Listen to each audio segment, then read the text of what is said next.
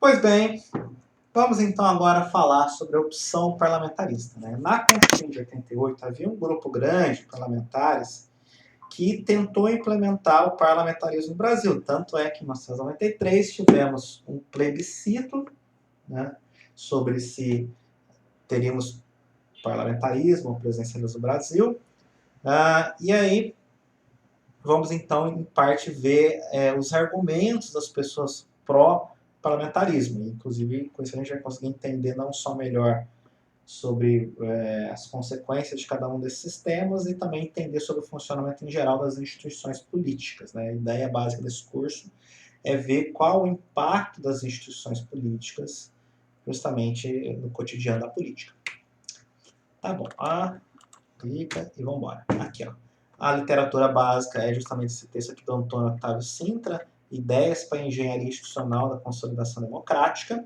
Ele está nesse livro, Presidencialismo ou Parlamentarismo, do Bolivar Lamourdier e Dieter Noller, né?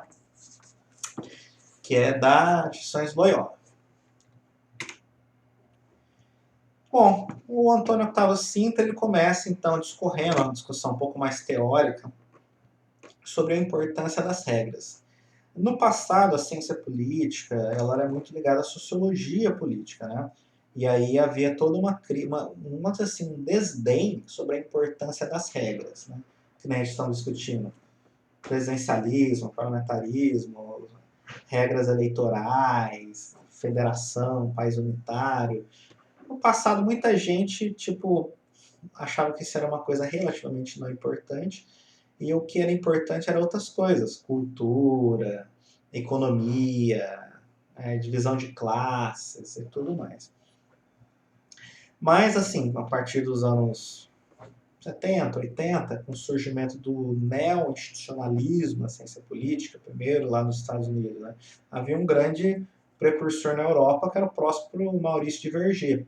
Mas o grosso das teorias surgiu nos Estados Unidos e acaba se percebendo cada vez mais que as regras, sim, não eram mera superestrutura, como queriam os marxistas, mas ela tinha, sim, um impacto grande no funcionamento prático da política, e regras diferentes levam a resultados políticos diferentes.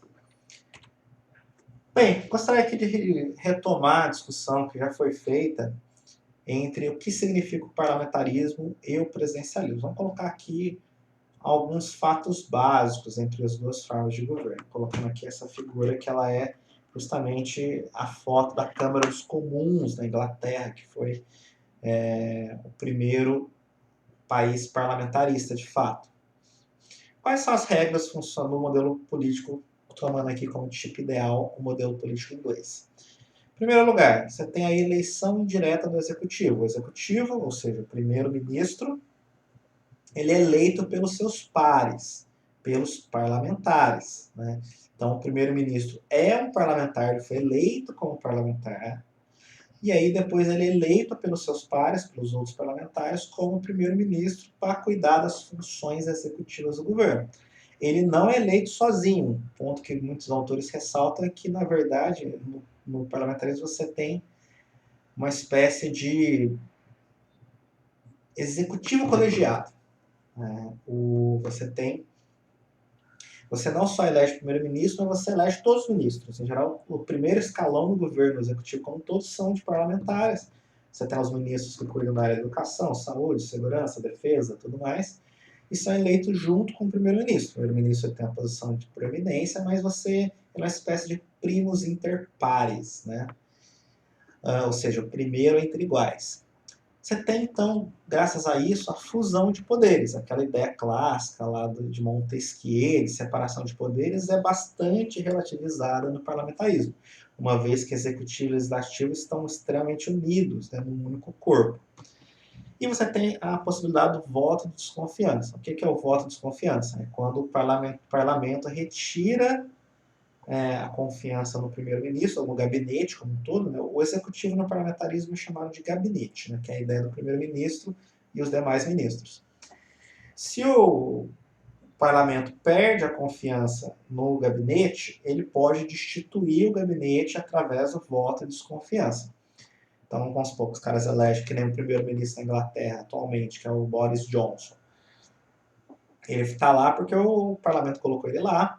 E se amanhã o Boris Johnson não gozar da confiança dos seus colegas deputados, os colegas podem retirar ele do primeiro cargo de primeiro-ministro. Aí pode acontecer duas coisas. O ministro pode se recolher, né, para ou se aposentar ou continuar a voltar ao parlamento como um parlamentar normal e se elege então um novo primeiro-ministro, ou então o parlamentar pode dissolver o parlamento, né? Eu sei que muita gente acha isso estranho, né? Até teve um aluno uma vez que perguntou, mas peraí, como é que ele dissolve o parlamento, né? Aí eu falei, ele dissolve por decreto. Mas como assim? Parece um negócio tão absurdo. Então quer dizer que ele assina um decreto, né? Na Inglaterra é até engraçado que, na verdade, ele não assina um decreto. Quem assina o decreto é a rainha, né? Então ele manda uma cartinha para a rainha dizendo, por favor, assina, dissolva o parlamento. A rainha vai lá, assina, e o parlamento está dissolvido. Todo mundo que está aqui perde o cargo, deixa de ser parlamentar na hora, e convoca-se novas eleições para eleger um novo parlamento. É claro que as pessoas podem ser reconduzidas. E isso é uma atividade rotineira, não é uma coisa assim, ai que absurdo, dissolver o parlamento. Não, é uma coisa normal, esperada de acontecer. Na verdade, pela lei inglesa, isso tem que acontecer a cada 5 anos no máximo, ou seja, o mandato máximo de um parlamentar é 5 anos, mas pode ser menos, né? A qualquer momento o parlamento pode ser dissolvido. Em crises, às vezes pode ter até 2 eleições no mesmo ano, ou mais.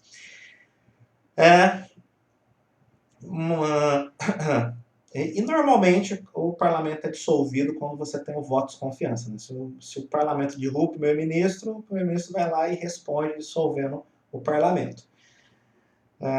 E aí você tem novas eleições, o povo decide quem fica, quem sai, e aí tem um novo parlamento, um novo primeiro-ministro, e assim continua o governo. A consequência disso, e é uma consequência que não é óbvia, né, para a maior parte das pessoas, é que você tem uma disciplina partidária muito grande. Né? Essas instituições no modelo inglês de parlamentarismo, elas obrigam uma certa disciplina.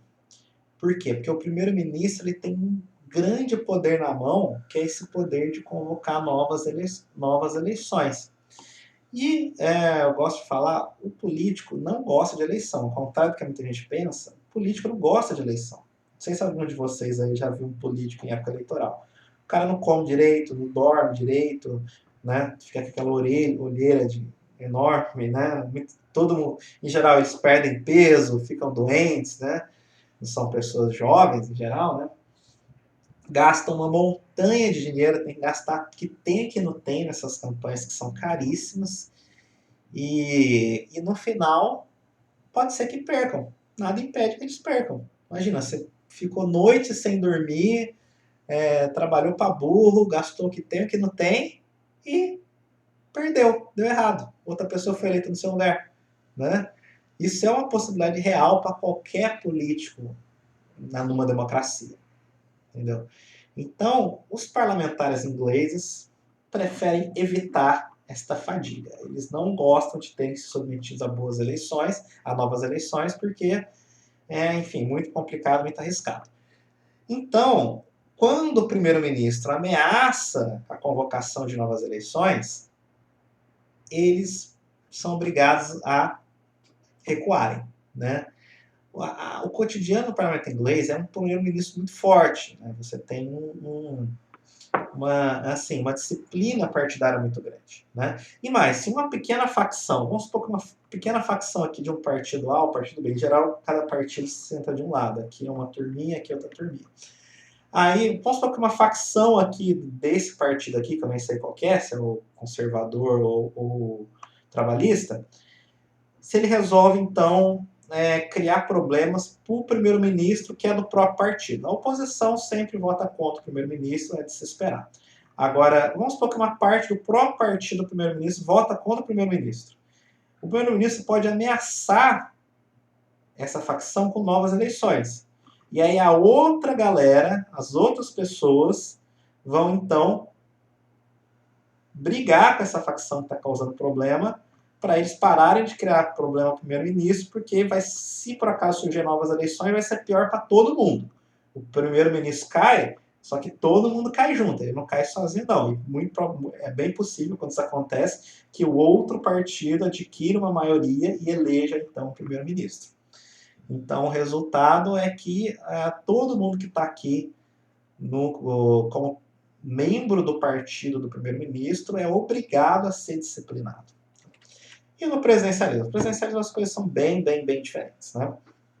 Vamos aqui com os fatos básicos do presidencialismo. Primeiro, você tem eleição direta do executivo, né? O executivo e o legislativo, né, são eleitos de forma independente. Cada um tem uma fonte de legitimidade diferente, né? O presidente tem a legitimidade das urnas, e o Congresso também.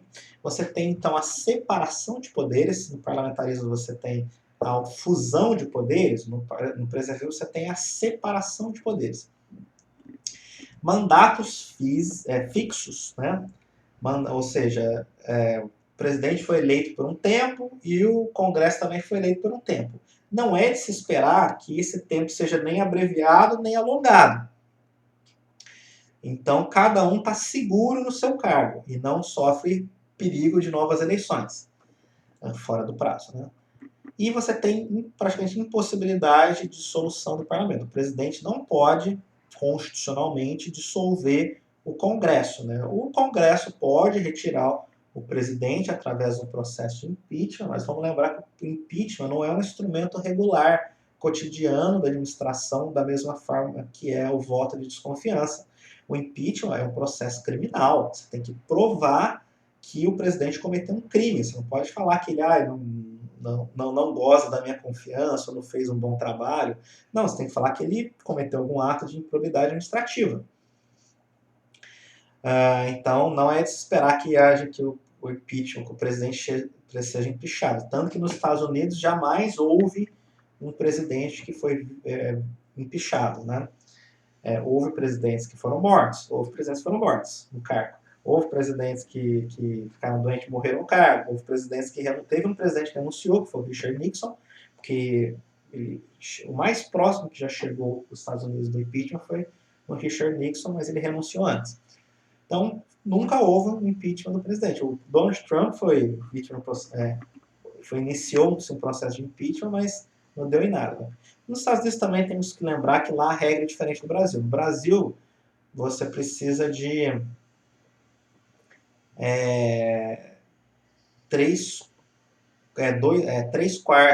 dois terços, né, para impeachar o presidente. Nos Estados Unidos, se não me engano, são 4/5, e como lá é bipartidário, você teria que esperar que o próprio partido do presidente votasse contra ele, o que não é muito factível naquele contexto. Então a regra é um pouco diferente. As leis lá tornam realmente o presidente mais seguro no cargo que no Brasil. Bom, mas uma consequência não prevista desse sistema é a indisciplina partidária, né? Por que os deputados, senadores, no presidencialismo são mais indisciplinados que no parlamentarismo? Porque eles estão basicamente por causa disso aqui, ó, mandatos fixos. O presidente não pode ameaçar o Congresso com novas eleições, né? E o contrário também é verdadeiro, né? Em geral, se você votar contra o presidente, mesmo que seja o presidente do seu próprio partido, não vai causar queda do presidente. Nos primeiros ministros, né, quando eles percebem que eles não estão conseguindo aprovar nada no parlamento, eles caem. Né? Inclusive, antes na Inglaterra havia uma regra informal de que se o primeiro-ministro perdesse uma única votação, ele já renunciava e convocava novas eleições. Hoje em dia essa regra foi flexibilizada, ele pode perder votações se não forem votações sérias, mas se ele começa a perder muito, em pouco tempo ele renuncia e convoca novas eleições. Isso não é uma possibilidade, isso acontece, isso aconteceu já muitas vezes no passado. Já o presidente não, pode ser que ele mande um monte de leis para o Congresso e perca todas, que ele não vai sair do cargo dele. Entendeu? Nem porque os caras vão tirar ele, nem porque ele vai sair voluntariamente. Vai ficar lá um presidente pato manco, né? Um presidente inefetivo, mas vai completar o mandato. O problema é que o governo, como tudo, vai ficar paralisado porque se tem um pato manco na presidência. E o parlamentar ele se sente muito mais à vontade para votar contra o presidente, para barganhar, do que no parlamentarismo. Nos Estados Unidos é muito comum aquela situação, que também é no Brasil, de que, olha, vamos supor, o parlamentar ele é um líder regional. Ele tem, por exemplo, vamos pensar nos Estados Unidos, um estado rural, um estado lá agrícola. E ele defende proteção, né, o pessoal da parlamentar da Flórida. Então, Flórida produz açúcar. E aí sofre concorrência com o açúcar do Caribe, com o açúcar brasileiro, que também é da cana-de-açúcar, que nem o açúcar da Flórida também é da cana-de-açúcar. E ele quer que o governo, então, impeça a importação de produtos do açúcar brasileiro, ou do açúcar cubano, caribenho. Ele vai lá, briga com o presidente, né? Pode ser o presidente do mesmo partido dele, dizendo, olha, impeça a importação de açúcar estrangeiro e façam que a gente compre o açúcar nacional, que é mais caro.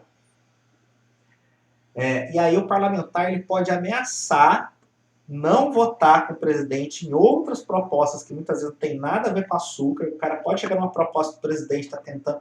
Nossa, o Donald Trump está querendo fazer reformar a lei de imigração para poder, por exemplo, impedir a imigração dos Estados Unidos. Isso é uma proposta do presidente. Aí vai um parlamentar lá da Flórida, que não está nem aí para a imigração, mas está preocupado com açúcar, e fala, olha, presidente, eu não vou votar essa sua lei da imigração que você está querendo, enquanto você não votar, me apoiar na minha lei aqui para resolver o problema do açúcar.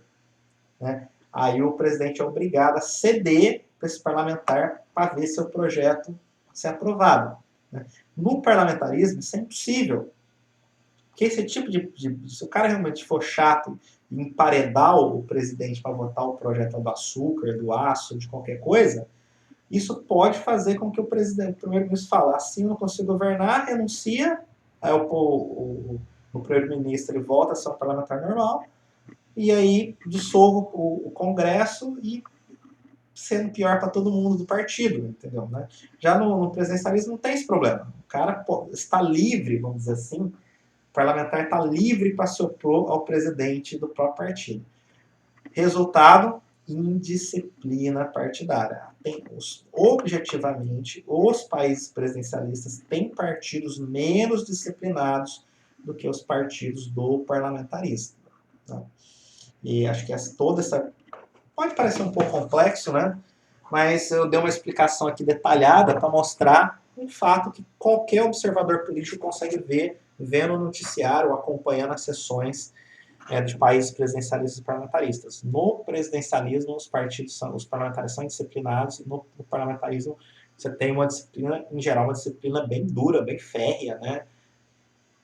Praticamente 100% das vezes os parlamentares votam com o líder com seu líder partidário, coisa que nem sempre acontece no presidencialismo. No Congresso americano, os partidos não são disciplinados, né?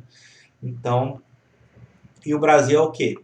Presidencialista. Então, a tendência é o quê? A tendência é que os partidos brasileiros sejam disciplinados também.